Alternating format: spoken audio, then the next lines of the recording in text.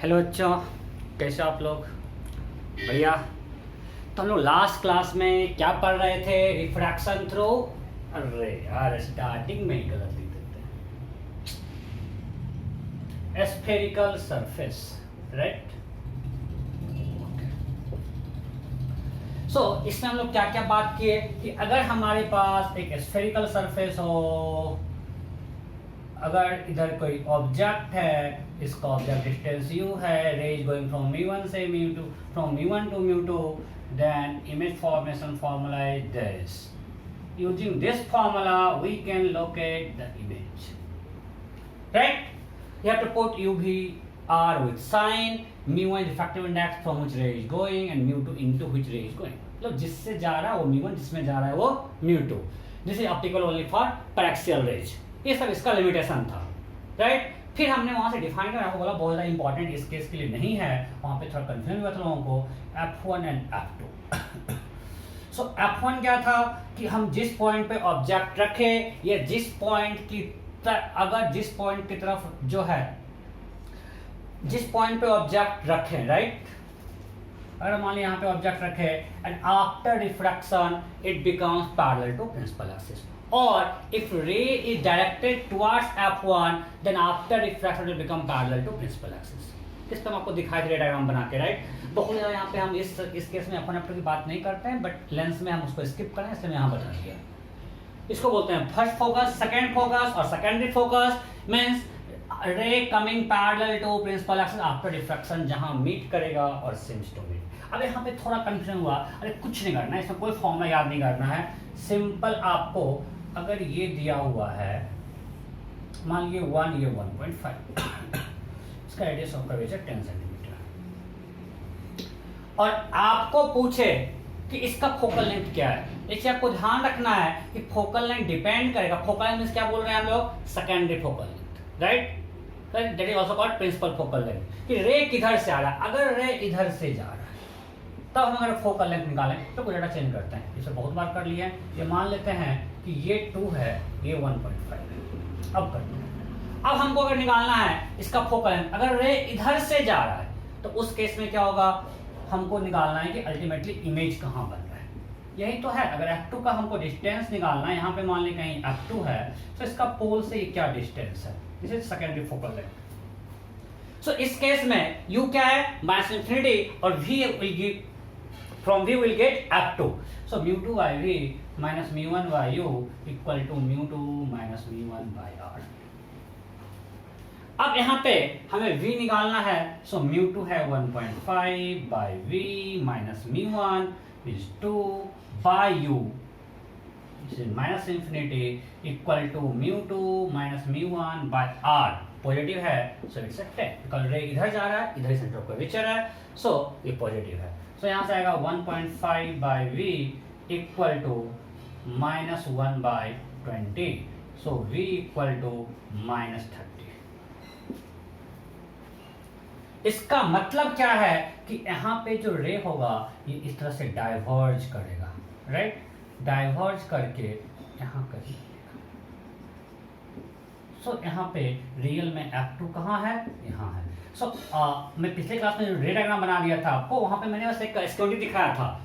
अब मैं कुछ कर लिया था, ऐसा डाटा इधर दिखा दिया था। सो आपको उस रे डायग्राम से कंफ्यूज मत करना, वो बस स्कीमेटिक था। और यहाँ पे जो रियल वैल्यू आ रहा है वो नेगेटिव है, मतलब F2 यहाँ है and this focal length, this is secondary focal length और principal focal length its negative.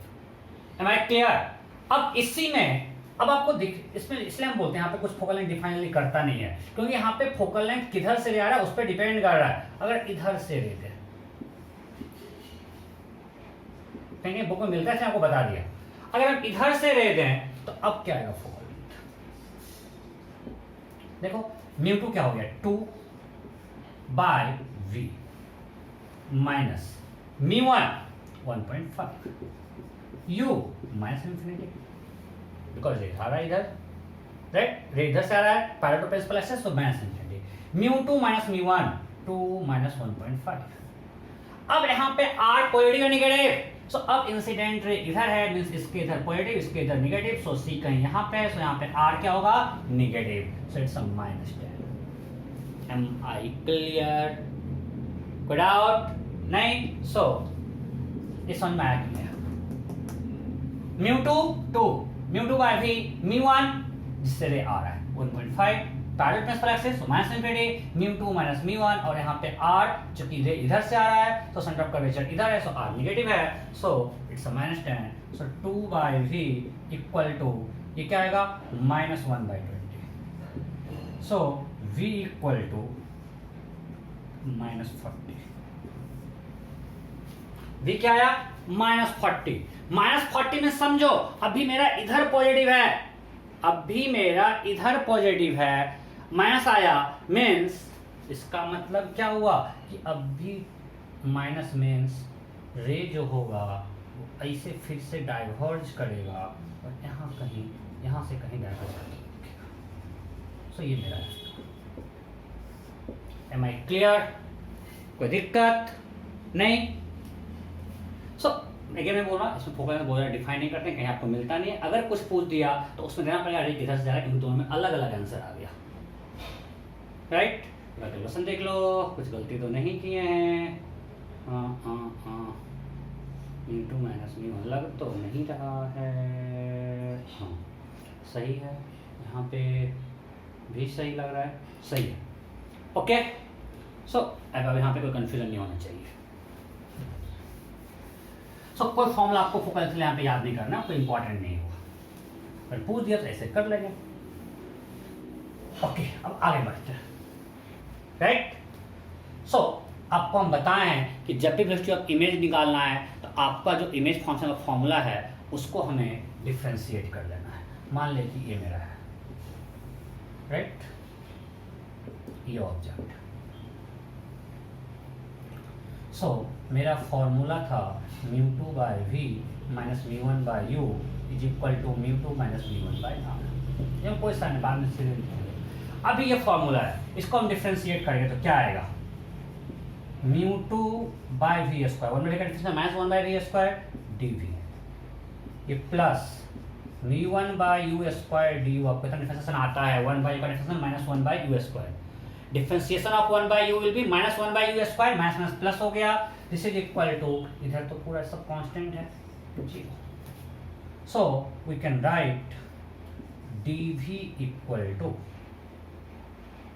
μ1 by u square into du into v square by μ2,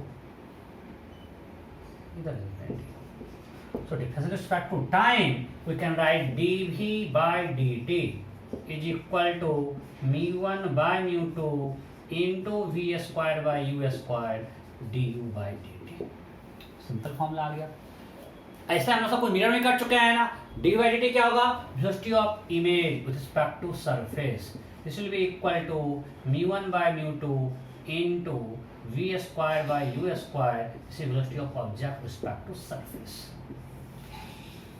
बस अब इसमें हम ट्रांसवर्स वाला में नहीं जा रहे हैं कि ऑब्जेक्ट यहाँ रखा हुआ है, फिर आपको पता है ट्रांसवर्स मैग्निफिकेशन को डिफरेंशिएट करने में थोड़ा गंदी आएगा, नहीं पूछेगा, आएगा तो आपको करना आता है, टाइम पास है, कोई दिक्कत नहीं?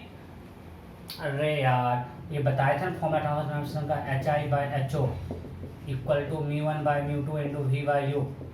सो HI इक्वल टू क्या होगा μ1 by μ2 into v by u, इसको डिफरेंशिएट करो तो यहाँ से निकल जाएगा dhi by dt, time span differentiate करो, यहाँ पे v और u दोनों वेरिएबल है, ध्यान रखना। फिर यहाँ आएगा dv बाई dt, वो यहाँ से पुट करना पड़ेगा। सो लंबा इसलिए नहीं पूछता है, इसलिए हम उसमें जा रहे हैं टाइम पास करने में।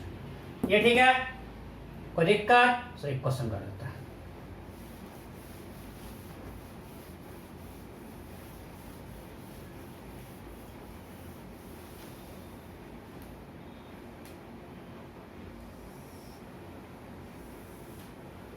मानते हैं यहाँ ऑब्जेक्ट है, ये 30 सेंटीमीटर है, ये 1 है, ये 1.5 है, ये ऑब्जेक्ट इधर मूव कर रहा है 18 मीटर पर सेकेंड से और ये सरफेस मूव कर रहा है 3 मीटर पर सेकेंड से।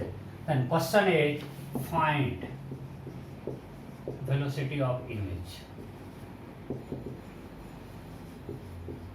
Find velocity of image. Option A 111 metre पर सेकेंड, ऑप्शन बी 93 मीटर पर सेकेंड, ऑप्शन सी 90 मीटर पर सेकेंड, ऑप्शन डी 87 मीटर पर second, option E NOTA. You have to find velocity of image. फटाफट हो गया, चलो मैं करता हूं। अभी निकाले dv/dt, या डायरेक्ट लिखते हैं, हमने ये निकाला था velocity of image respect to surface is equal to μ1/μ2 v² u² velocity of object respect to surface. ये निकाले थे ना? अरे हाँ नहीं तो बस ठीक है, रखो। VOS क्या है? VO इधर है, VS इधर है। 15 मीटर पर सेकेंड, सब कुछ मिनट में कर चुके हैं, रिपीटेशन है। यहाँ पे U कितना है? -30 सेंटीमीटर। V क्या होगा? मैं बोल रहा हूँ 90 आएगा, निकाल दें, इससे ज़्यादा याद होगा। μ2/v माइनस μ1 वैल्यू रखते हैं, μ2/v minus μ1/u equal to μ2 minus μ1/r। r ओ अरे यार, r क्या है? 10। मैं बार बार बोलता हूँ, r क्या है? 10। ओके, सो क्या होगा? 1.5/v plus 1/30 minus plus equal to 1/20। So 1.5/v equal to 1/60। So v equal to 90। आपको डाटा याद हो गया, राइट? सो v 90 आ गया। So let's find VIS। μ1/μ2, μ1 is 1, μ2 is 1.5 into v² into VOS. So that is 2/3, right? 90/30 square, 9 into 15, 3 3 जा 9, it's a 90 metre पर second. अब ये answer नहीं है, हम वेलोसिटी ऑफ इमेज जब पूछे हैं, means I have asked velocity of image respect to ground. So VI minus VS, that is 90. So VI equal to 90 plus VS, that is 93 metre पर सेकेंड। Am I clear? आप sign के साथ सब कुछ लेना, अगर ये उल्टा रहेगा तो देखना प्लस माइनस आपको ऑब्जेक्टिव इतना आता है नहीं। सो ये part complete.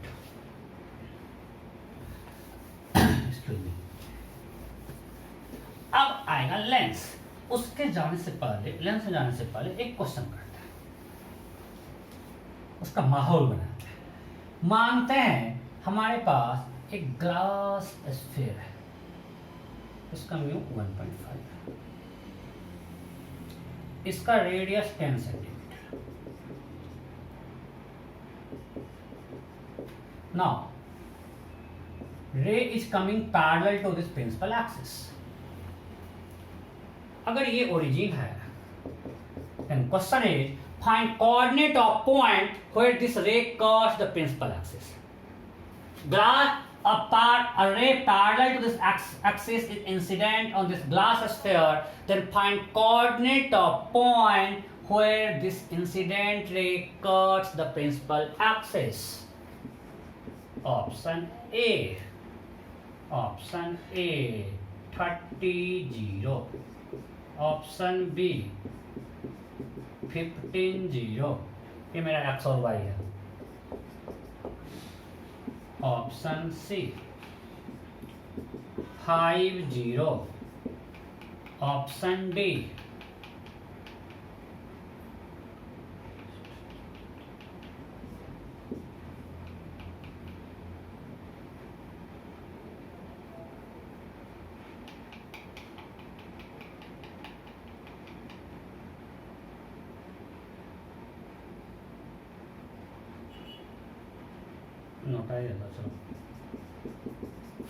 okay, you have to find coordinate of point where this ray cuts principal axis। हो गया। अब यहाँ पे आपके पास दो स्फेरिकल रिफ्रैक्टिंग सरफेस है, एक ये है, एक ये है। यही तो होता है जो नॉर्मली आप पढ़ते हो लेंस, थिक लेंस।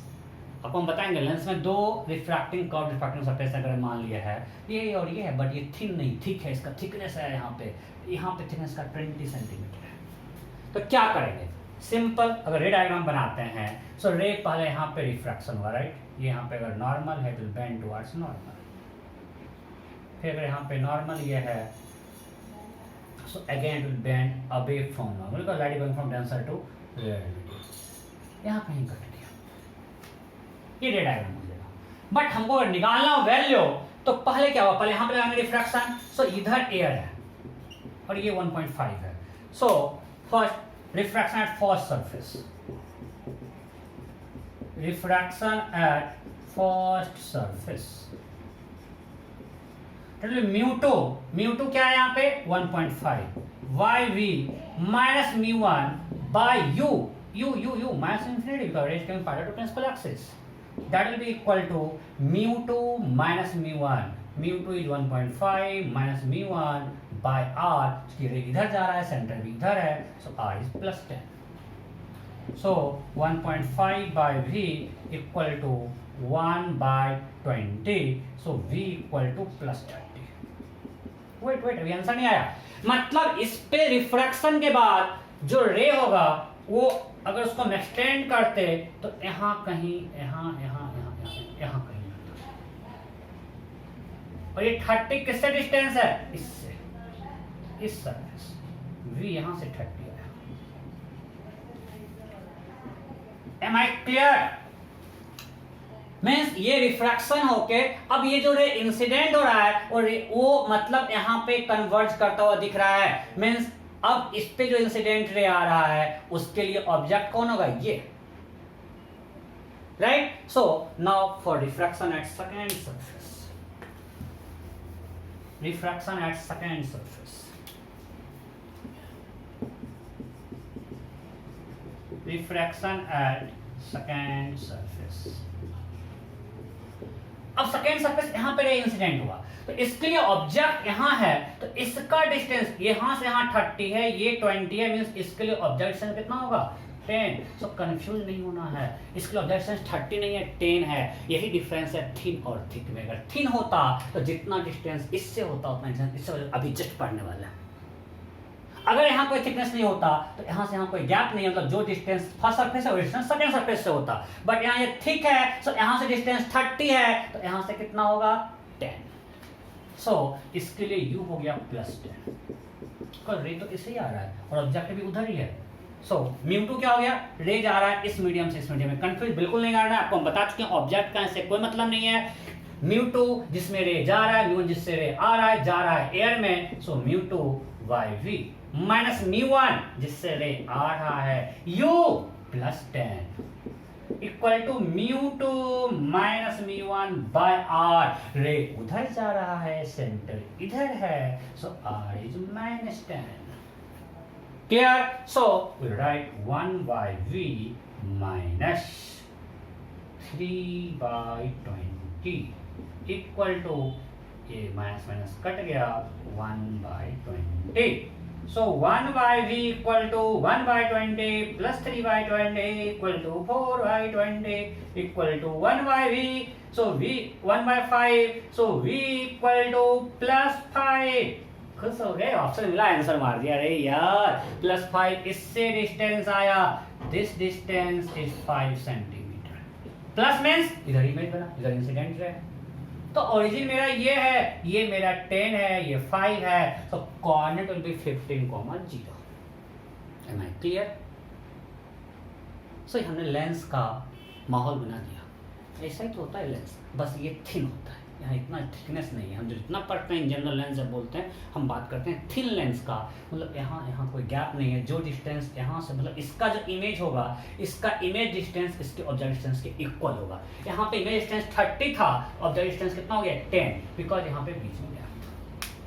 नहीं, सो अब लिखिए lens, lens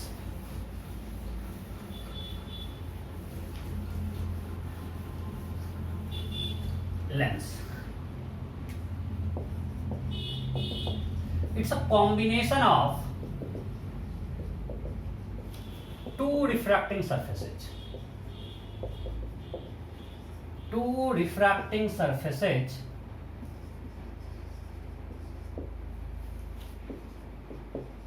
out of two,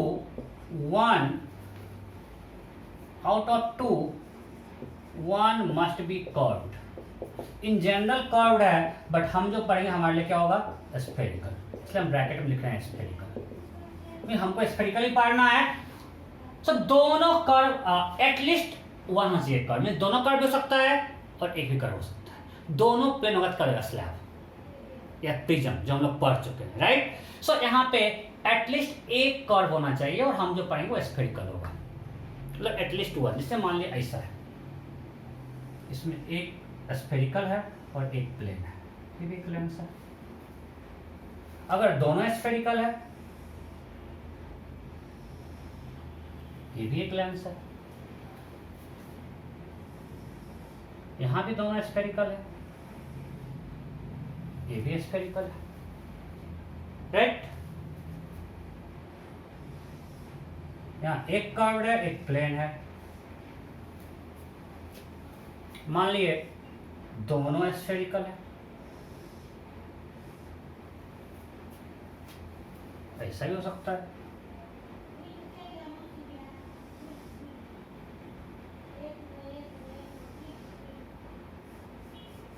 ये भी हो सकता है। और अभी हम जितना ही बात करेंगे, हम बात करेंगे थिन का, मीन ज्यादा थिकनेस नहीं है, थिकनेस सेंटर पे क्या है, नेग्लिजिबल है।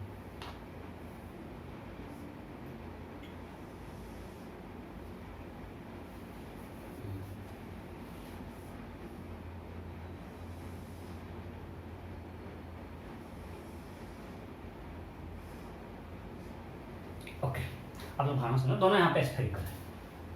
सो ये सब लेंस है, इसमें से एटलीस्ट वन सरफेस कर्व्ड है, राइट।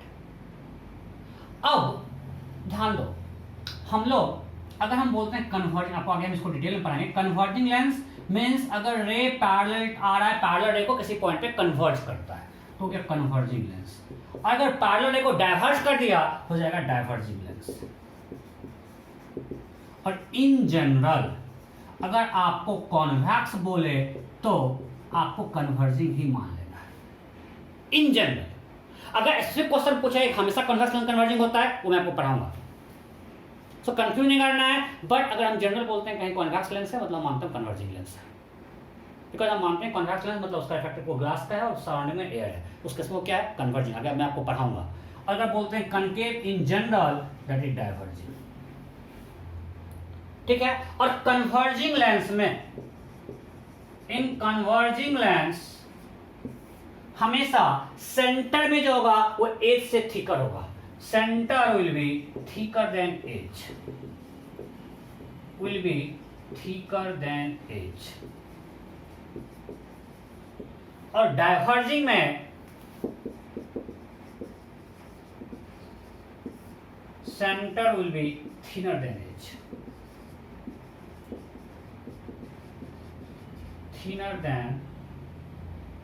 thinner than edges। अब मैं बार बार बोल रहा हूं, अगर आपको सिंपल कॉन्वेक्स लेंस क्या मान लेना है, कन्वर्जिंग है, और कनकेव मान बोले सिंपल तो डाइवर्जिंग। जब तक कि स्पेसिफिक ने पूछे कॉन्वेक्स लेंस हमेशा कन्वर्जिंग है, कनकेव लेंस हमेशा डाइवर्जिंग है, वो आएंगे। बट ये स्टैंडर्ड लैंग्वेज है, convex lens means converging, concave means diverging, ये स्टैंडर्ड लैंग्वेज है, हम लोग यही यूज करते हैं। अच्छे बुक्स में कन्वर्जिंग डाइवर्जिंग बात करता है, बट हर जगह एनसीईआरटी बात करता है तो वहां पे कॉन्वेक्स मींस हम लोग कन्वर्जिंग ही मानते हैं। सो ये सब क्या है, कॉन्वेक्स, और ये सब क्या है, कनकेव, बिकॉज यहाँ पे सेंटर में सब थिकर है एज से, सो ये सब कॉन्वेक्स है, इसलिए मैं वैसे लिख रहा था। और ये सब क्या है, कनकेव, ओके। सो ये कॉन्वेक्स है। अब यहाँ पे एक सरफेस, ये क्या है, ये कॉन्वेक्स सरफेस है। अगर हम इसे देखेंगे से आ रहेगा तो यहाँ ये कॉन्वेक्स है और ये प्लेन है। तो इसको हम लोग, जिसका रेस ऑफ कर्वेचर ज्यादा होता है उसको पहले लिखते हैं, तो क्या लिखेंगे, प्लेनो कॉन्वेक्स। अल्टीमेटली होना तो कॉन्वेक्स ही है, तो प्लेनो कॉन्वेक्स। ये दोनों है कॉन्वेक्स, तो उसको बोलते हैं कॉन्वेक्सो कॉन्वेक्स, कॉन्वेक्सो कॉन्वेक्स। या अगर दोनों का रेस ऑफ कर्वेचर सेम है, अगर ये R1 और ये R है, ये भी R है, तो हम लोग बोलते हैं इक्वी कॉन्वेक्स, इक्वी कॉन्वेक्स। कब बोलेंगे, if R1 equal to R2। अगर इस पे पास दो स्फेरिकल रिफ्रैक्टिंग सरफेसेस हैं, अगर दोनों का रेडियस ऑफ कर्वेचर सेम है, radius of curvature same means equi convex. अब ये भी कॉन्वेक्स है बट एक सरफेस कॉन्केव है, इसको बोलेंगे कॉन्केवो कॉन्वेक्स। अब अगर बोलो ये R1 है, ये R2 है, तो कौन बड़ा है? सिंपल तरीका, लास्ट में है कॉन्वेक्स, पहले है कॉन्केवो। तो जिसका रेडियस ऑफ कर्वेचर ज्यादा होता है उसको पहले लिखते हैं ना, इसका मतलब कॉन्केव का रेडियस ऑफ कर्वेचर ज्यादा है, सो हम लिखेंगे यहाँ पे क्या होगा, R2 greater than R1। Am I clear? अगर बीच में थिकर है मीन्स कॉन्वेक्स तो है, इसमें कोई डाउट नहीं है। अब इसका जब हम नेमिंग करेंगे तो हमको पता है ये होना है कॉन्वेक्स लेंस मींस ये कॉन्केवो कॉन्वेक्स होगा। मैं आपको बताऊं तरीका कैसे, आपको इस केस में इसको ढंग से याद रखना है, कभी गलती नहीं होगा। तो क्या होगा, R1 ग्रेटर देन R2, कोई दिक्कत नहीं, पक्का? ओके, अब आगे बढ़ते हैं। इस केस में क्या हो गया, R2 R1 से बड़ा है, क्यों? क्योंकि ये कनकेव कॉन्वेक्स है मींस कनकेव कर्वेचर ज्यादा है, ये कनकेव है, सो ये R2 बड़ा है। यहां पे आते हैं, इसको क्या बोलेंगे, एक प्लेन है तो बोलेंगे प्लेनो कनकेव, बिकॉज प्लेन का R तो इंफिनिटी है, तो प्लेन वाला पहले आया, यहीं से तो हम इसको कोरिलेट किए थे। और ये क्या हुआ, कनकेवो कॉन्केव, कनकेवो कॉन्केव, दोनों कनकेव है, दोनों स्फेरिकल सरफेस क्या है, कॉन्केव, दोनों देखो केव बन रहा है, ये भी केव है, ये भी केव है, जैसे concavo concave. Again if R1 equal to R2 it will be equiconcave lens. अब ये फिर से कॉन्केव है, अब ये कॉन्वेक्स है, ये कॉन्केव है, अच्छा इसका नाम क्या होगा, कॉन्वेक्सो कॉन्केव। अब अगर ये R1 है, ये R2 है, तो कौन बड़ा है, कॉन्वेक्स वाला, सो यहाँ पे होगा R1 ग्रेटर देन R2, कोई दिक्कत? सो यहाँ पे क्या हो गया, R1 ग्रेटर देन R2। सो नेमिंग में कोई दिक्कत नहीं है। अब नेमिंग से आगे बढ़ते हैं। अब कुछ इसमें पॉइंट्स हैं, एक है ऑप्टिकल सेंटर, तो वो जो इसका middle point of the lens जो इसका होता है उसको क्या बोलते हैं, ऑप्टिकल सेंटर, इसको हम लोग बोलते हैं ऑप्टिकल सेंटर। ये थिन लेंस है, हम लोग पढ़ेंगे सारा थिन लेंस, हमको वही पढ़ना है सिलेबस में। तो इसका जो मिडिल पॉइंट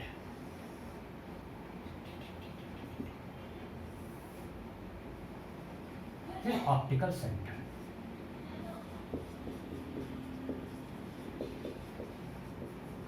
अब इसका सेंटर ऑफ कर्वेचर एक या दो, अगर मान लीजिए रे ऐसे जा रहा है, इस पे रे स्ट्राइक पहले किया तो इसका लिया, इसका सेंटर ऑफ कर्वेचर देगा C1, और रे इस पे सेकंड पे, मतलब ये मानते हैं फर्स्ट सरफेस, तो रे इस पे स्ट्राइक किया और इसको मानते हैं सेकंड सरफेस, ठीक है, मींस रे इसके बाद इस पे स्ट्राइक किया, तो इसका सेंटर ऑफ कर्वेचर क्या हो गया, C1, इसका सेंटर ऑफ कर्वेचर क्या होगा, C2, इधर कहीं होगा टू सेंटर ऑफ कर्वेचर, तो दो R भी होगा, R1 R2। इसका सेंटर ऑफ कर्वेचर इस केस में क्या लेंगे, R1, जिस पे रे पहले स्ट्राइक किया उसका रेडियस ऑफ कर्वेचर R1, जिस पे रे बाद में स्ट्राइक किया उसका रेडियस ऑफ कर्वेचर R2।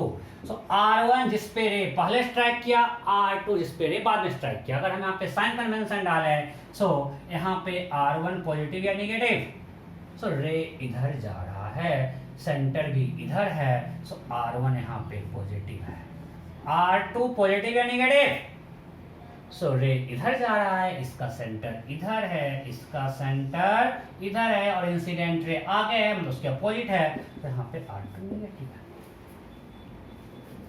इस केस में कनकेवो कनकेव, ये तो लेंस हम ज़्यादा यूज करते हैं,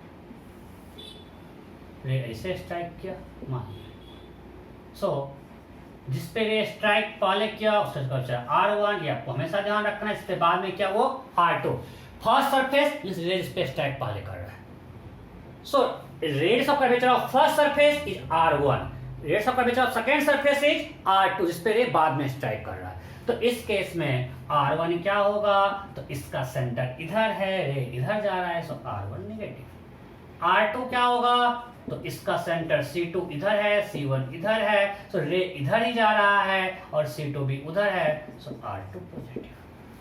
तो अगर हम इसी में रे को उल्टा कर दें, ऐसा कर दें, अब मान लिए रे ये जा रहा है, ऐसे रे आ रहा है, तो इस केस में ये फर्स्ट सरफेस हुआ तो इसका सेंटर ऑफ कर्वेचर यहाँ पे है, ये सेकेंड सरफेस हुआ, इसका सेंटर ऑफ कर्वेचर यहाँ पे है। तो अब मेरा इसका रेडियस होगा R1 और इसका रेडियस होगा R2, जिसपे रे स्ट्राइक कर रहा है। जब जहां भी यूज करेंगे, R1 is radius of curvature of surface on which रे स्ट्राइक्स फर्स्ट, रे incidence first, and R2 is radius of curvature of surface on which रे स्ट्राइक्स सेकंड। सो ये R2 ये R1। अब यहां बताओ R1 पॉजिटिव या नेगेटिव। सो रे इधर ही आ रहा है, राइट, रे इधर ही आ रहा है और सेंटर भी इधर ही है, so again R1 positive. R2 रे इधर जा रहा है, सेंटर इधर है, सो R2 नेगेटिव। दोनों में साइन सेम ही आ गया, R1 R2 चेंज कर गया बट साइन सेम आया। क्लियर, कोई दिक्कत नहीं। सो हम लोग समझ गए ऑप्टिकल सेंटर क्या है, सेंटर ऑफ कर्वेचर क्या है, रेडियस ऑफ कर्वेचर क्या है। अब आते हैं फोकल लेंथ। सो बिल्कुल मैं आपको स्पेक्ट्रल सर्फेस में बता चुका हूं, यहाँ पे बहुत ज्यादा टाइम नहीं दूंगा। First focus and second focus फिर से आएगा, primary focus and secondary focus. Primary focus हम जिस पॉइंट पर ऑब्जेक्ट रखें, ray becomes parallel to principal axis after refraction, that is called primary focus f1, and this distance from optical center, ये मान लो object है, ये O है, ये ऑब्जेक्ट है, f1. So this distance is called primary focal length. Or if ray is directed towards a point and after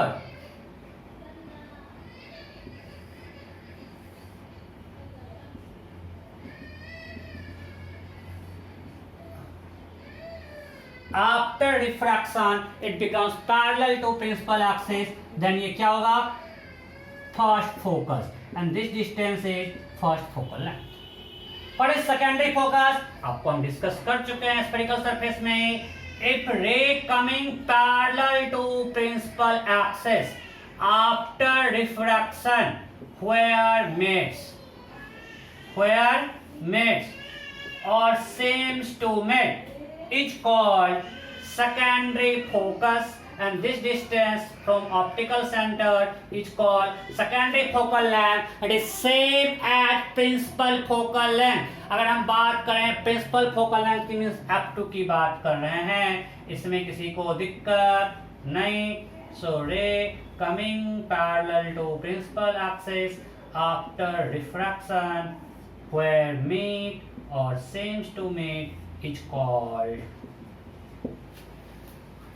secondary focus, and this distance is again secondary focal length or principal focal length. को बोलते हैं उसको principal क्यों बोलते हैं?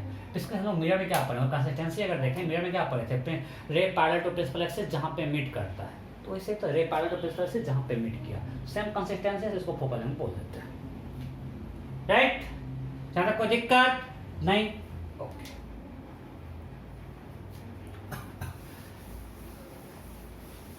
अब हमने सारा टर्म डिफाइन कर लिया, जो हमको जरूरत था सब टर्म सीख गए। अब आते हैं lens makers formula. Lens makers formula,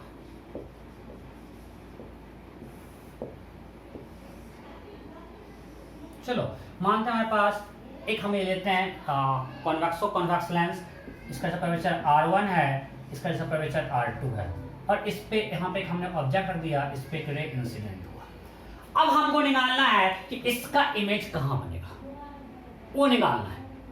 सो यहाँ पे क्या होगा, एक बार यहाँ पे रिफ्रैक्शन होगा, फिर यहाँ पे रिफ्रैक्शन, बस 2 बार रिफ्रैक्शन करना। हम लोग सब कुछ पढ़ चुके हैं, रिफ्रैक्शन स्फेरिकल सरफेस तो पढ़ चुके हैं, और ये दोनों स्फेरिकल सरफेस है। सो एक बार यहाँ पे रिफ्रैक्शन, एक बार यहाँ पे रिफ्रैक्शन, सो हम यहाँ पे लगाते हैं। तो हम मान लेते हैं ये म्यू सराउंडिंग है और दोनों साइड सराउंडिंग सेम है, और लेंस का रिफ्रैक्टिव इंडेक्स म्यू है, ये मान लिए। तो हम यहाँ पे लगाते हैं, और ये थिन है, क्या है, थिन लेंस। सो अगर हम refraction at first surface, for refraction at first surface we can write mu2 that is mu l, ray is going to mu2, mu s से mu l जा रहा है, mu2 by v, मानते हैं इसका image कहीं v डैश पे बनता है, मतलब इससे इसका डिस्टेंस v डैश है, माइनस mu1 by u, कुछ डिस्टेंस होगा ये, बस हम जनरलाइज फॉर्मूला रख दिए mu2 minus mu1 by r1। मैं अभी कोई साइन, मैं बस फॉर्मूला लिख दिया हूं और बाद में रिजल्ट में साइन डालूंगा, कंफ्यूज नहीं करना, यही होगा फॉर्मूला इस केस में, इसके लिए। ओके, अब इसके लिए अगर इसका इमेज बना इससे v डैश डिस्टेंस पे, तो इसके लिए ऑब्जेक्ट डिस्टेंस वही होगा जो इसके लिए इमेज डिस्टेंस है, बिकॉज ये कोई थिकनेस है नहीं, थिन है, मैं पहले पहुंच चुका हूं। थिन लेंस मतलब जितना डिस्टेंस इससे उतना इस्तेमाल, इसका इमेज यहां कहीं बना, लेट्स एज्यूम। सो अगर यहां से v डैश है, ये भी क्या होगा v डैश, तो इसके लिए फिर क्या होगा v डैश। अभी तो के थे बबल वाला स्फेरिकल बॉल वाला क्वेश्चन, तो यहां पे a भी v डैश, a भी v डैश, बिकॉज ये कोई थिकनेस है ही नहीं। सो अब लिखते हैं refraction at second surface, refraction eight second surface. अब mu2 मींस रे इसमें जा रहा है, that is μs bye v, वो हमको निकालना है, माइनस mu1 जिससे रे आ रहा है बाय u, तो इससे distance v dash, final distance हमने v मान लिया है, equal to mu2 that is mu2 यहां पे रखो, μl था और यहां पे μs था। अब यहां पे mu2 क्या है, μs minus μl bye r2। ये बिल्कुल जनरल केस है, सबके लिए सारे, हम यहाँ पे आपको स्ट्रिक्ट डायग्राम दिखाए हैं, बट ये सबके लिए वैलिड है, बिकॉज हमने अभी ये फॉर्मूला डिराइव किया था जनरल के लिए, और बाद में जब यूज करते हैं वैल्यू पुट करते हैं विद साइन, सो अभी जनरल फॉर्मूला हमने लिख दिया। अब दोनों को ऐड करते हैं फ्रॉम इक्वेशन 1+2, फ्रॉम इक्वेशन 1+2। देखो mu L by V dash ये कट जाएगा, तो बचेगा क्या, mu S by V minus mu S by U equal to, हम कॉमन लेते हैं mu L minus mu S, mu L minus mu S क्या होगा 1 बाय r1, यहाँ माइनस लग जाएगा, माइनस 1 बाय r2। क्यों, तो यहाँ पे mu S minus mu L था, देना है, हमने कॉमन क्या लिया है, mu L minus mu S. From here we can write, mu S से अगर डिवाइड करना है 1 by V minus 1 by U equal to mu L by mu S minus 1 into 1 by r1 minus 1 by r2, जगह छोटा पड़ रहा है।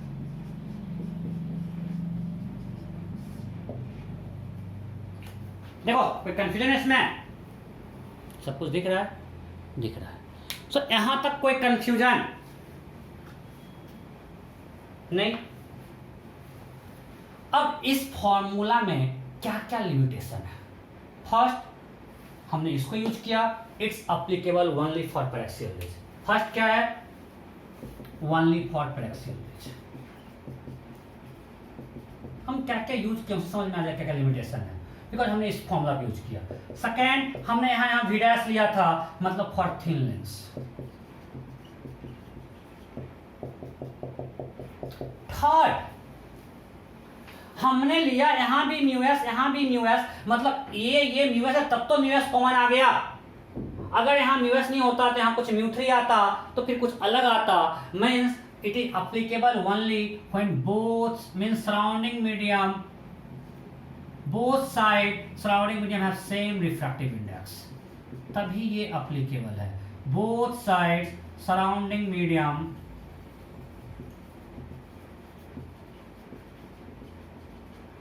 have same refractive index।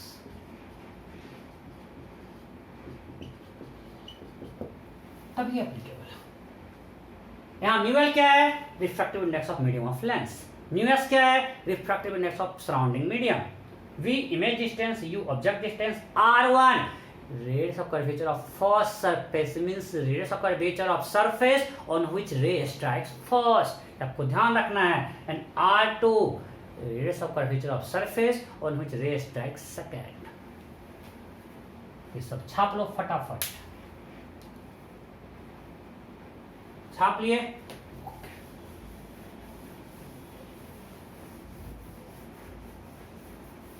अब हम मेरे पास आया 1/v minus 1/u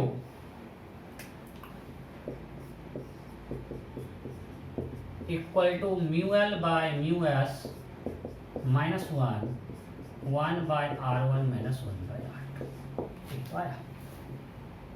now as per definition if u इज minus infinity v will be equal to f। ये तो होता है प्रिंसिपल फोकल लेंथ। अभी तो डिफाइन किए हैं कि ray coming parallel to principal axis where meet और सीम्स टू मीट, मतलब रे जब इन्फिनिटी से आ रहा है तो जहां मिलेगा वही सेकेंडरी फोकल लेंथ या प्रिंसिपल फोकल लेंथ है। तो यहाँ पे अगर रखें सो 1/f minus 1 by minus infinity, this is equal to this.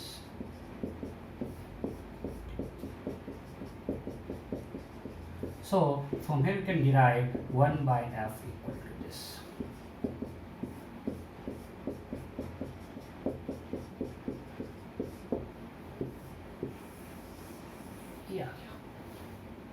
So यहाँ पे f क्या है? Focal length. So यहाँ पे क्लियर कट दिख रहा है कि यहाँ पे f इक्वल टू r/2 नहीं है जो मिरर में आया था। Here f depends on diffractive index of surrounding medium. Here focal length depends on diffractive, और यहाँ पे आपको फॉर्मूला में you have to put everything with sin. ये जनरलाइज हमने जो डिराइव किया है वहाँ पे हम जनरल फॉर्मूला लिए थे। अब देखो डेरिवेशन कहाँ से किए थे, μ2/d minus μ1/u equal to μ2 minus μ1/r। वहाँ पे हमको सब कुछ साइन के साथ पुट करना है, यहाँ पे सब कुछ साइन के साथ पुट करना है। So put everything with sin.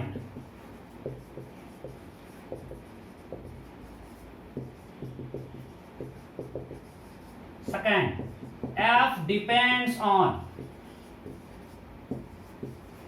refractive index of surrounding medium.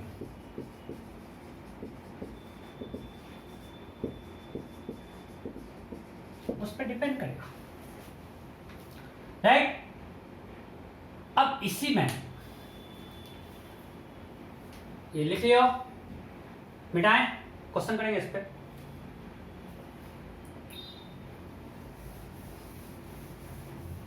उसके पहले हम देख लेते हैं कि अगर ऐसे बहुत ज़्यादा इंपॉर्टेंट नहीं है कि दो तरह सराउंडिंग मीडियम डिफरेंट है, if both side surrounding medium are different,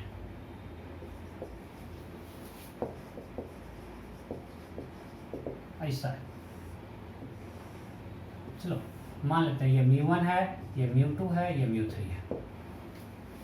अभी लेंस हमारा थिन है, बट अब इस इधर रिफ्रैक्टिव इंडेक्स μ1 है, इधर रिफ्रैक्टिव इंडेक्स μ3 है, और लेंस का रिफ्रैक्टिव इंडेक्स μ2 है।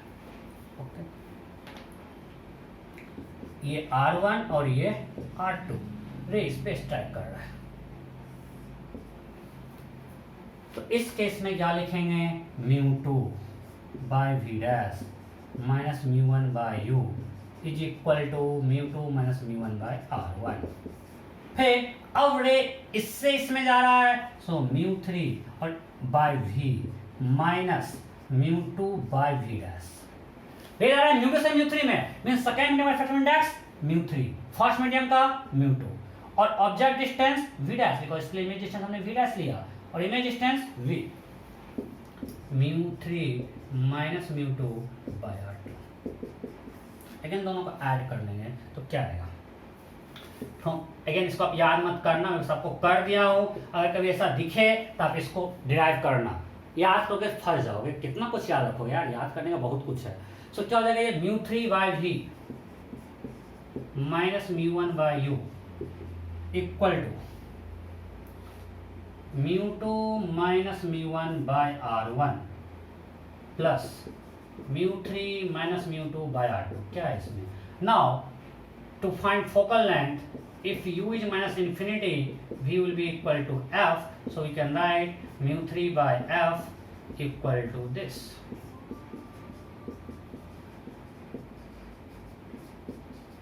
और आप यहां से आराम से f निकाल सकते हो ना, देखो किसी को दिक्कत, बट इसको जनरली हम लोग यूज नहीं करते हैं। आपको जो मैक्सिमम क्वेश्चन मिलता है दोनों साइड सराउंडिंग मीडियम सेम होता है। ओके, अब क्वेश्चन करते हैं, हो गया थोड़ी आज का।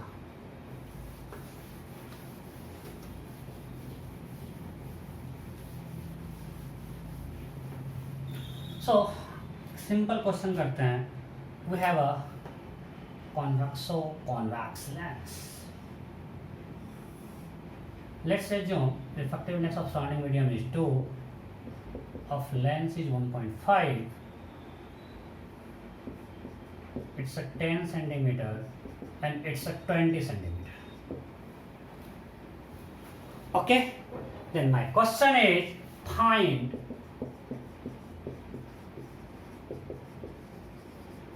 focal length of lens. You have to find focal length of lens. Option A.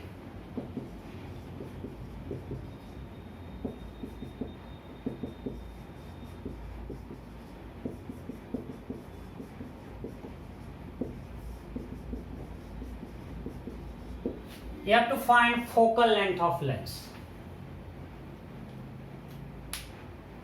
हो गया? अच्छा क्वेश्चन पूछेगा सर कैसे करें, आप तो बोले थे कि रे किधर से जा रहा है, उस पर तो डिपेंड करेगा, जरूरत नहीं है, मैं आपको दोनों करके दिखाता हूँ। चलो पहले हम मान लेते हैं कि रे इधर से आ रहा है, इधर से जा रहा है। सो मेरा फॉर्मूला है 1/f equal to mu L by mu S minus 1/r1 minus 1/r2। ये फॉर्मूला है ना। ओके करते हैं। 1/f mu lens 1.5, mu surrounding 2 minus 1। R1 भी कौन है, इस पे रे पहले जा रहा है, यहाँ पे R1 पॉजिटिव नेगेटिव, रे इधर जा रहा है, C1 भी इधर है, सो R1 positive minus 1/r2 positive या नेगेटिव, नेगेटिव, बिकॉज रे उधर जा रहा है, सेंटर इधर, इंसिडेंट रे इस पे इधर आया और इसका सेंटर इधर है, negative, so minus 1/20। So that will be equal to 3/4 minus 1/10 plus 1/20, that is minus 1/4 into 23/20, so minus 3/80, so f is minus 80/3 आ गया। so देखो ये लेंस कॉन्वेक्स था बट फोकल लेंथ नेगेटिव आया, so कॉन्वेक्स लेंस का focal length negative हो सकता है, इट्स पॉसिबल है। ऐसा क्वेश्चन पूछेगा कि पॉसिबल है, और जब फोकल लेंथ नेगेटिव है मींस इसका जब रे आएगा वो मतलब वो क्या होगा, इस तरह से डाइवर्ज कर जाएगा इस केस में, और वो यहां से कहीं आता हुआ दिखेगा, means this is diverging lens. अच्छा ओके, अब अगर कोई बोला उधर से रे लाएंगे तो क्या होगा, मैं आपको दिखाता हूं कि आप किधर से भी लाओ उससे फोकल लेंथ चेंज नहीं होता है इस केस में। चलो अब हम मान ले इधर से रे लाते हैं। ओके, ये 2 है, ये 1.5 है, ये 2 है, ये 20 है और ये 10 है। So अब R1 20 है, R2 10.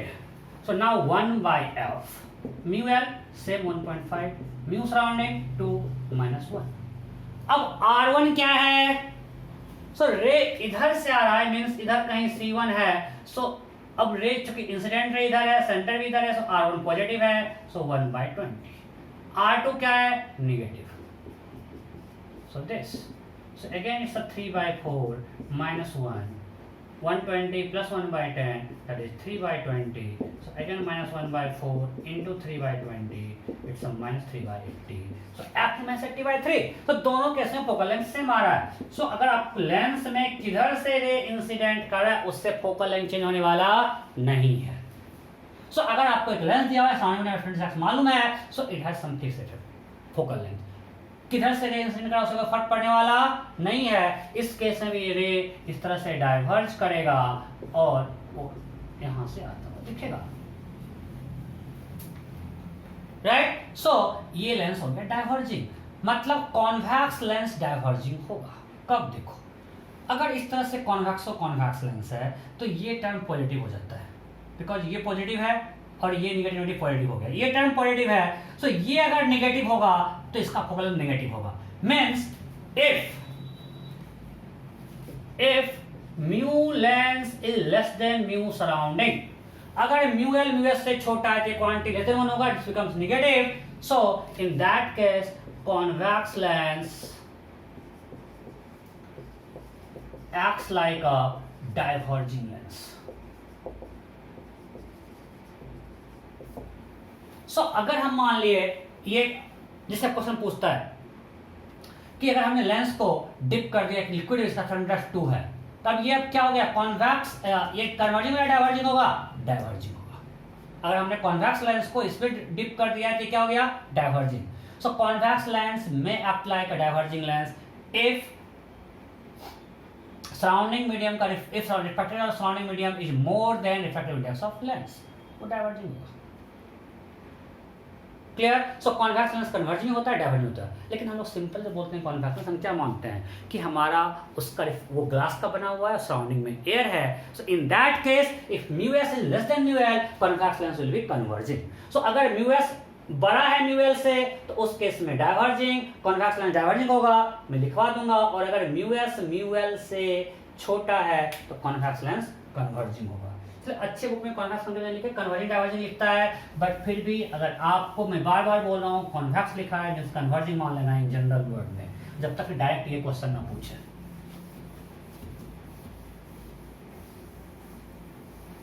कोई दिक्कत? एक और कर लेते हैं,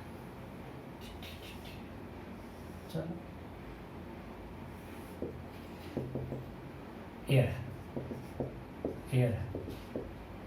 1.5 है, ठीक है, फिर से वही लिखते हैं 10 सेंटीमीटर 20 सेंटीमीटर।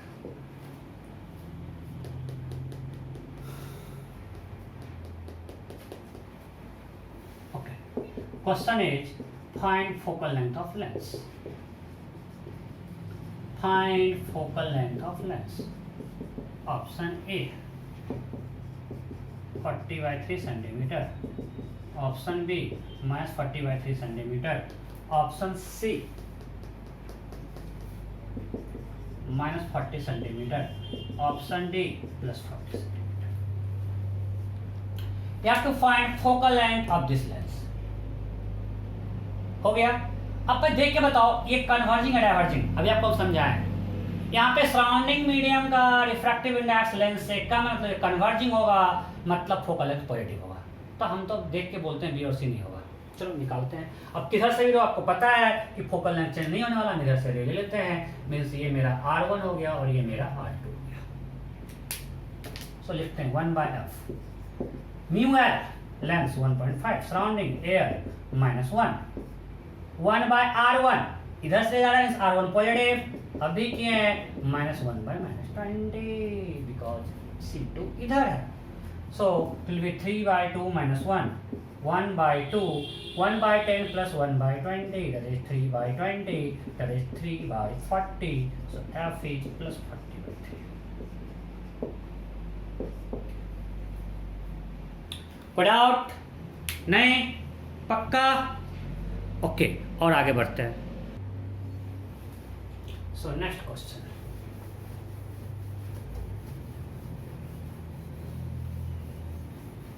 मैं पूरा प्रैक्टिस तो करवा रहा हूँ, क्या करवा रहा हूँ यहाँ पे।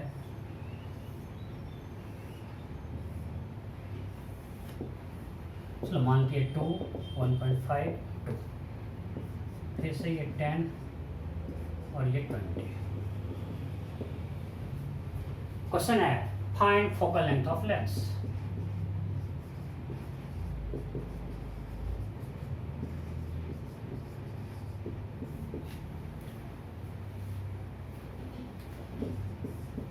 ऑप्शन ए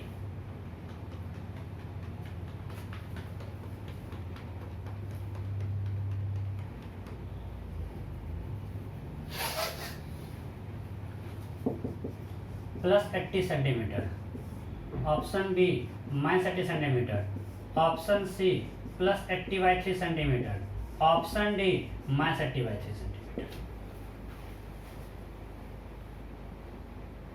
हो गया? ओके, करते हैं हम किधर से ले लें, कोई फर्क नहीं पड़ता, हम इधर से लेते हैं। सो ये मेरा R1 है और ये हमारा R2 है। ओके, सो अब लेते हैं 1/f। अपन सॉल्यूशन बता चुके हैं। सो पहले म्यू एल 1.5, म्यू एस 2 -1। अब R1 ये सेंटर इधर है मीन्स निगेटिव, सो -1। R2 सेंटर इधर है so positive, so 1/20।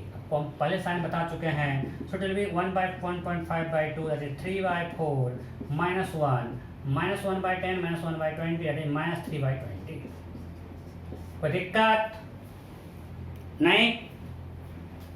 So this is -3/1/4 into -3/20 that is minus plus 3/80.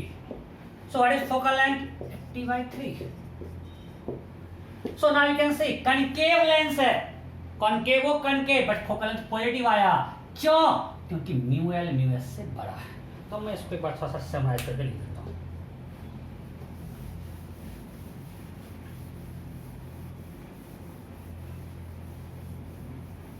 क्या लिखते हैं? In case of convex lens, if mu L greater than mu S, focal length positive. If mu L less than mu S, then focal length negative. गलत नहीं लिखा है ना? सही है। In case of concave lens, mu L greater than mu S, focal length क्या होगा? Positive, negative, negative. अगर म्यू एल बड़ा है फोकल लेंथ नेगेटिव, अगर म्यू एल छोटा है तो फोकल लेंथ पॉजिटिव। और जब फोकल लेंथ पॉजिटिव है मीन्स कन्वर्जिंग है। सो नॉर्मल सेंस में हम बोलते हैं कि कॉन्वेक्स लेंस कन्वर्जिंग है बिकॉज ये 1.5 है, ये एयर है, और ये क्या है? डाइवर्जिंग। इसे बोलते हैं एयर बबल वाटर में क्या करेगा यार? अगर एक एयर बबल है, ये एयर है और इसको वाटर में डाल दिया, ये कन्वर्जिंग है डाइवर्जिंग? सब देख के बोलो। सराउंडिंग का रिफ्रैक्टिव इंडेक्स क्या है? ज्यादा है, so it will act like a diverging, right?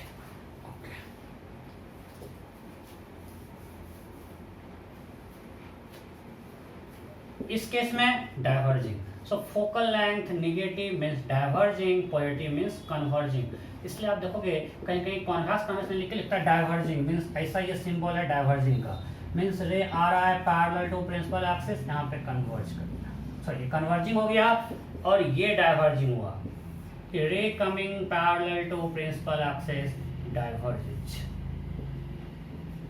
ठीक है, डाइवर्जिंग लेंस। ये क्या है? कन्वर्जिंग। ये सिंबल है कन्वर्जिंग का और ये सिंबल किसके लिए है? डाइवर्जिंग के लिए। क्लियर?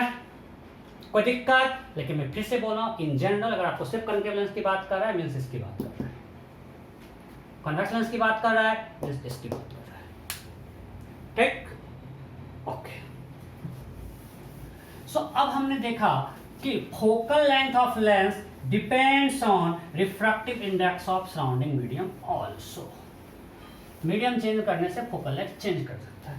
अब मान लेते हैं कि हमारे पास एक मानते हैं कॉन्वेक्स लेंस है, एक भी कॉन्वेक्स लेंस है, इस पे हमने डाल दिया blue plus green plus red.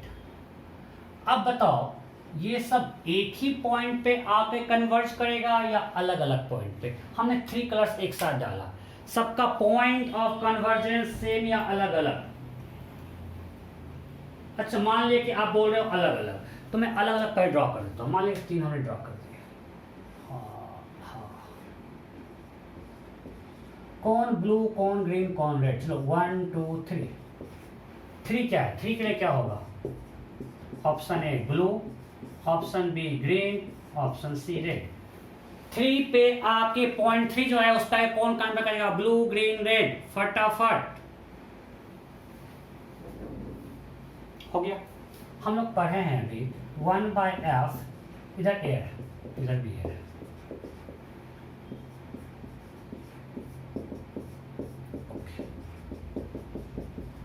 अब ये तो सबके लिए समझ, जैसे ज्योमेट्रिकल पैरामीटर है। कलर के लिए इसका कोई इफेक्ट नहीं है। म्यू एस एयर है तो हर कलर के लिए एयर का रिफ्रैक्टिव इंडेक्स 1 ही होता है। अब ये लेंस का रिफ्रैक्टिव इंडेक्स हर कलर का अलग अलग है। हम लोग कौची फॉर्मूला पढ़े थे, mu depends on lambda, it's some constant plus B by lambda square. तो जिसका लैम्डा ज्यादा उसके लिए म्यू कम। सो लैम्डा बढ़ने से म्यू एल घटेगा। अगर म्यू एल डिक्रीज करेगा means mu L by mu S decrease करेगा। इसका मतलब है 1/f डिक्रीज करेगा, सो f इंक्रीज करेगा। तो जिसका लैम्डा ज्यादा उसके लिए फोकल लेंथ ज्यादा। सो लैम्डा अगर रेड का है तो ये होगा रेड, ये होगा ब्लू, ये होगा रेड ग्रीन। कोई दिक्कत? ठीक से देखो, कोई कंफ्यूजन। इसको हम बोलते हैं क्रोमेटिक एब्रेशन, मीन्स हर रे का एक ही पॉइंट पे इमेज नहीं बनता है। ठीक है। अब मान लिए तो इस केस में यहाँ पे तीनों लोग इमेज बन रहा है अलग अलग कलर का। इसको कैसे दूर करते हैं हम लोग लास्ट में पढ़ेंगे, कॉम्बिनेशन ऑफ लेंस। अब मानते हैं एक ही लेंस तीन अलग अलग मटेरियल से बना हुआ है, और यहाँ पे हम एक रख दिए ऑब्जेक्ट। सर कितना इमेज बनेगा? नंबर ऑफ इमेज क्या होगा? 1 2 3 infinity note. This lens thin lens है, it made up of 3 different materials having refractive index mu1, mu2 and mu3. So what is the number of images formed due to refraction? कितने image बनेंगे? हो गया। सो अब बताओ, अगर हम focal length इस पार्ट की अलग होगा, इसका अलग फोकल लेंथ है, अलग अलग फोकल लेंथ है, मतलब अब मेरा फॉर्मूला था 1/v - 1/u इक्वल टू हमने 1/r ड्राइव किया था। लेंस फॉर्म ड्राइव किया था ना, हमने पहले ये ड्राइव किया था 1/v - 1/u equal to mu L by mu S minus 1 ये, और फिर इसको दिया 1/f इक्वल टू दिस। इसका मतलब 1/v - 1/u equal to 1/f, मैं वहां बोला नहीं था। सो ये मेरा लेंस फॉर्मूला है। अगर f अलग अलग फॉर सेम यू v अलग अलग होगा, सो यहाँ पे इसके लिए अलग भी, इसके लिए अलग भी, इसके लिए अलग भी, तो भी 3 इमेज। क्लियर? सो मेरा ये लेंस फॉर्मूला है। अब हम जब इसको यूज करेंगे तो हम इतना नहीं करेंगे, जब इसको यूज करना होगा तो हम लिखेंगे 1/v equal to 1/f plus 1/u, that is fu u plus f। So हम हमेशा ये यूज करेंगे fu by u plus f। again you have to put everything with sign. In case of lens, if you have to find image distance, that is fu by u plus f, you have to put everything with sign. Time बच्चा है, हाँ थोड़ा सा बच्चा है, कोई दिक्कत नहीं। सो एक क्वेश्चन करते हैं इस पे।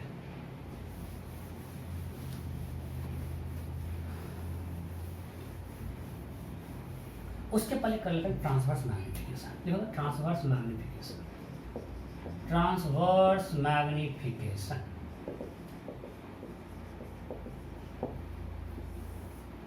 मान लीजिए हमारे पास एक लेंस है। अब हमको पता है कि अगर ये मान लीजिए ऑब्जेक्ट यहाँ पे, so if ray go pass through optical centre it goes undeviated. ठीक है, ये आप लोग क्लास 10 में पढ़ चुके हो। सो इस केस में मेरा ये हाइट ऑफ ऑब्जेक्ट है, ये हाइट ऑफ इमेज है। ठीक है, ये u है, ये v है। सो अगर अनडिवाइडेड गया तो ये एंगल अल्फा है, ये भी क्या होगा? अल्फा। राइट, ये अल्फा तो ये भी alpha. So now what is tan alpha equal to hu by u that is equal to hi by v in this triangle. So HO by HI equal to U by V, or we can write HI by HO equal to V by U. HI by HO क्या होगा? V by U. यहाँ तक कोई दिक्कत नहीं. If you put sign convention तो क्या होगा? HI यहाँ पे निगेटिव है, HO पॉजिटिव है, V पॉजिटिव है, U निगेटिव है, कट गया. सो मेरा नेक्स्ट में जो फॉर्मूला आ गया that is equal to V by U. This is magnification. मेरा था मैथ V by U, यहाँ पे है V by U. सो इस पे दिख रहा है if V and U have opposite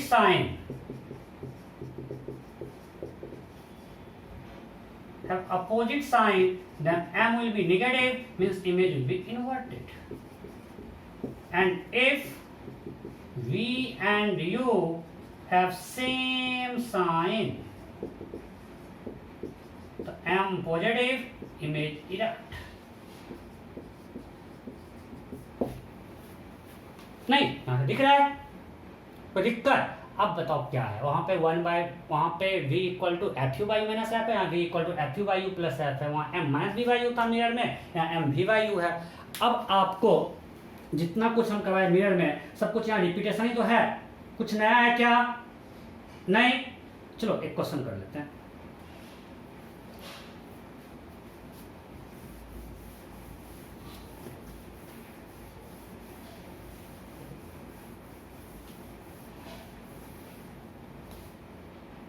सभी कुछ एक ही बार में डाल लेते हैं. इसमें स्टेप बाय स्टेप क्या जाए, इतना कुछ तो मिरर में कर चुके हैं.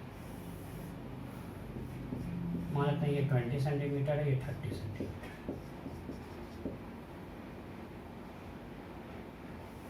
वर्चुअल ऑब्जेक्ट डालता हूँ.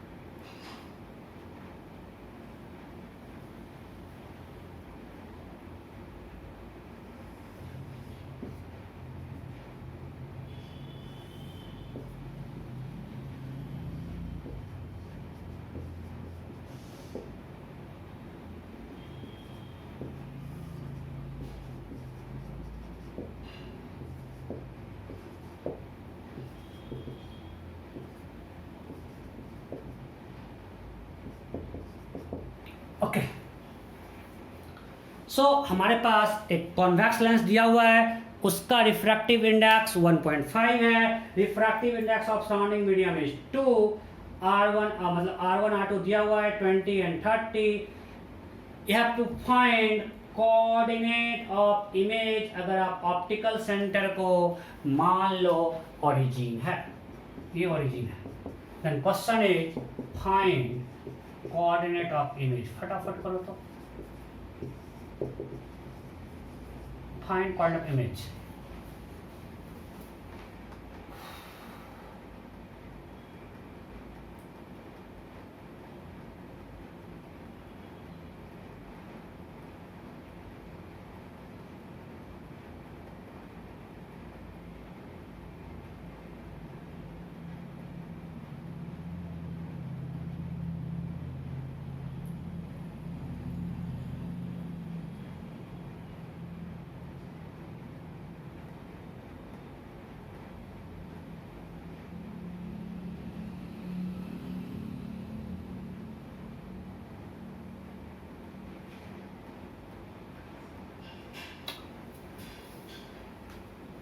Option A.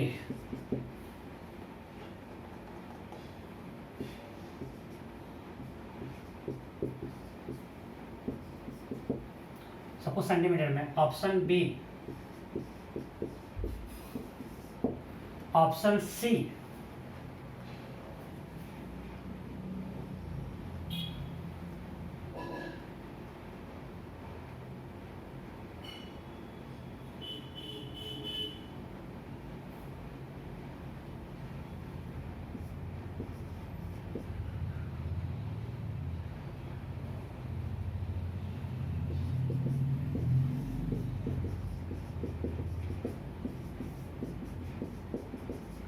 You have to find coordinate of image. मैंने सब कुछ डाल दिया, transverse magnification, virtual object, F निकालना, सारा कुछ एक ही क्वेश्चन में प्रैक्टिस करवा दिया. बस इस पर टाइम पास नहीं करेंगे, अगले क्लास में इससे आगे बढ़ेंगे. हो गया क्या? ओके चलो करते हैं। सो अब हमको पता है कि इमेज निकालने के लिए v इक्वल टू होता है F U by U plus F. तो पहले हमको u तो दिया हुआ है, f निकालना पड़ेगा। सो f निकालने के लिए will use lens maker formula. So 1 by F equal to mu L. Mu L means 1.5 by mu S minus 1 by R1। जब ले इधर जा रहा है तो ये पॉजिटिव है, R2 रे उधर जा रहा है और सेंटर इधर है तो ये नेगेटिव है।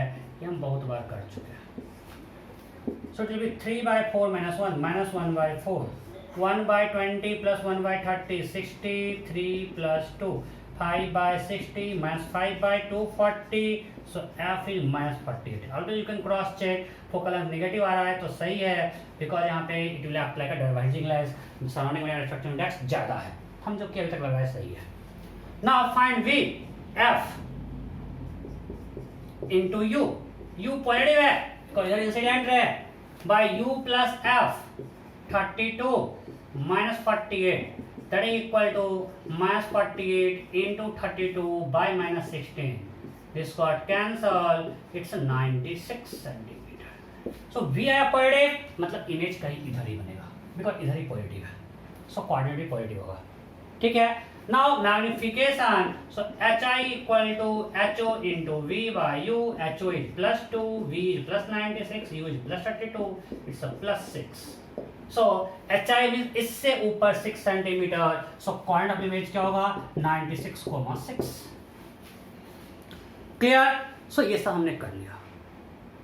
अब देखो मिरर का रिपीटेशन है। आपको हम ग्राफ बनवाए थे 1 by V plus 1 by U equal to F, 1 by F concave और कॉन्वेक्स के लिए, फिर भी यू का ग्राफ बनवाए थे, फिर अलग अलग केस दिखाए थे। आप सब रिवाइज कर लेना। जो वहां पे कनकेव लेंस मिरर में हुआ था वो यहाँ पे कन्वर्जिंग लेंस में आता है ऑलमोस्ट सारा केस, और जो वहां पे आया था कॉन्वेक्स मिरर में यहाँ पे आएगा डाइवर्जिंग लेंस में, because concave mirror was also converging mirror और कॉन्वेक्स मिरर था डाइवर्जिंग। सो ऐसा ही है यहाँ पे। सो आप कंप्लीट, आपको पता है कि वो सिमेट्री है, आप वो रिवाइज करके आना। मैं यहाँ पे उसमें टाइम नहीं दूंगा, मैं बस ग्राफ फटाफट ड्रॉ करूंगा और डायरेक्ट जाऊंगा न्यू थिंग पे जो हम नहीं पढ़े कॉम्बिनेशन ऑफ लेंस। मैं वहाँ पे टाइम नहीं दूंगा, पूरा इमेज फॉर्मेशन ग्राफ्स बस आपको दिखाऊंगा ऐसा ऐसा होता है, वेलोसिटी ऑफ इमेज सब कुछ कंप्लीट है। आप नोट्स रिवाइज करके आना, ठीक है।